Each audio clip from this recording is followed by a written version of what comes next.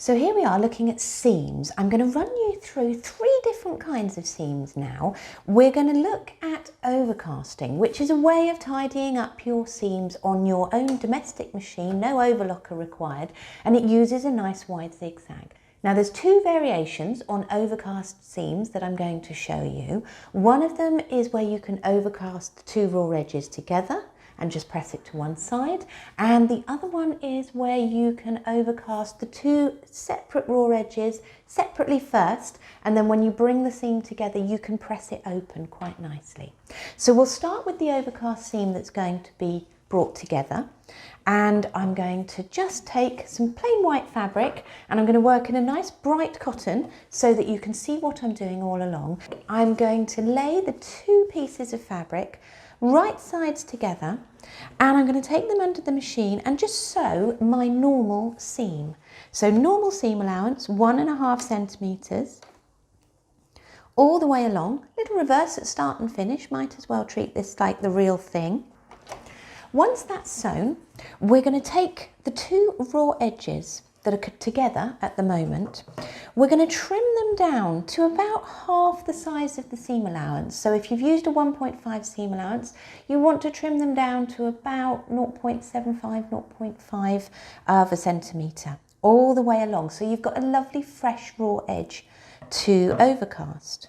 Once you've trimmed that down, take it back underneath the machine and you're going to line up the edge of the fabric right in the very centre of the presser foot.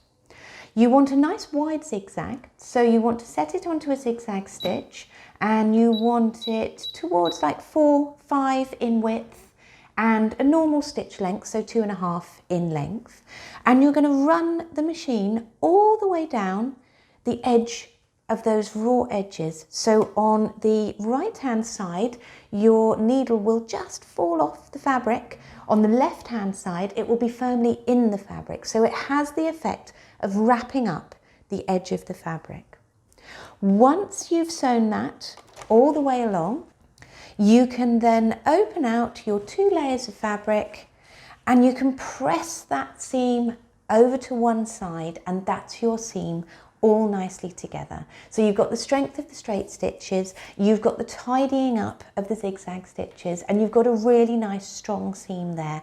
That one's a really good one for maybe children's clothes, that kind of thing, where you really need a nice strong finish. The next one I'm going to show you is an overcast seam where you can actually press the 2 layers open. Now for things like skirts, anywhere the seam would need to lie beautifully flat, this one's the better one to use. So you can press the seam open, you don't have to press both the seam allowances in the same direction. It starts in a slightly different way. What you want to do is actually overcast your raw edges before you bring the seam together. So again, you're going to set your machine to a nice wide zigzag, and before you've brought the seam together, you're going to overcast the raw edge by placing it in the centre of the presser foot and then running all the way through, overcasting that raw edge individually. Do that for both of the raw edges you're going to then be bringing together. Then lay your fabric right sides together and take it back under the machine, change back to your straight stitch, and then sew your seam as usual. Remember, we haven't cut away any seam allowance on this one, so you can sew your seam at 1.5 centimetres all the way down. And once that's sewn, you can then take the 2 layers of fabric, lay them out, open the seam nice and flat, and give that a good press with the iron all the way across. So you then have an open seam that still has that tidy up stitch, that zigzag, making sure your raw edges aren't going to fray at all. I'll now move on to a French seam, which is a really nice finish. If you're dealing with any quite delicate fabrics, you want quite a light but quite a strong finish. If you're dealing with fabrics that are quite prone to fraying, maybe silks, satins, chiffons, anything that's quite light that would be really quite tricky to deal with, you can use a French seam for that. They're normally used for things like pyjamas and underwear to give a really nice, neat but very fine finish. Now for this one, I'm going to use a bit of fabric where it's really clear which is the right and wrong side, because we put the seam together in a slightly different way. So to bring a French seam together, you're going to work with a slightly smaller seam allowance than you would normally. You will end up using a 1.5 seam allowance, so you can apply it to any pattern you're using. But what you do is you begin with just a 1 centimetre seam allowance, and then as you fold it backwards to enclose the raw edges, you take that extra 0.5 centimetre to do that.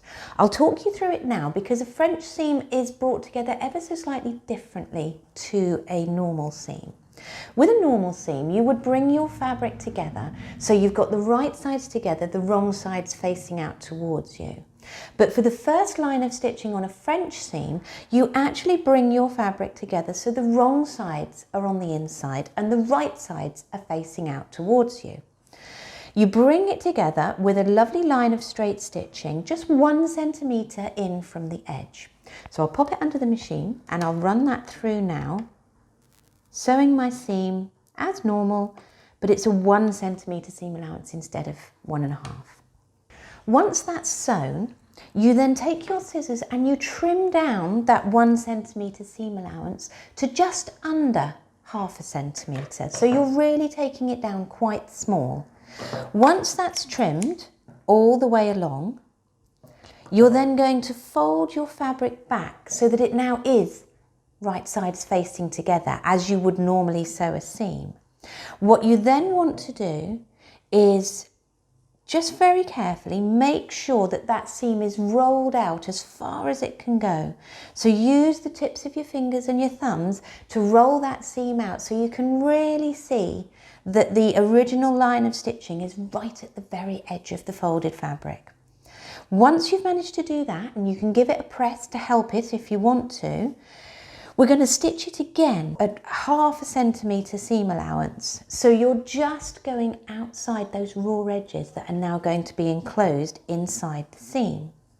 Once you've sewn all the way along at 0.5 centimetre in from the edge, you can then open out your seam and you'll see that you have a lovely normal looking seam from the outside, and then when you look on the inside you have a second little row of stitching that is enclosing all of those raw edges away, and that's the beauty of a French seam, no raw edges on site at all. Another lovely press and your French seam is then finished. So that's 3 seams we've been through. We've been through an overcast seam where the edges have been overcast together and pressed to one side. We've been through an overcast seam where the overcasting is done first so that the seam can be sewn and the seam allowances can be pressed open for a slightly lighter, less strong finish. And we've been through a French seam, which encloses all the raw edges nice and neatly on the inside, but is still quite a fine and delicate finish for your garments. So there's 3 seams all covered. Do some little samples at home, have a little practice, and just perfect them before you move on to the real thing.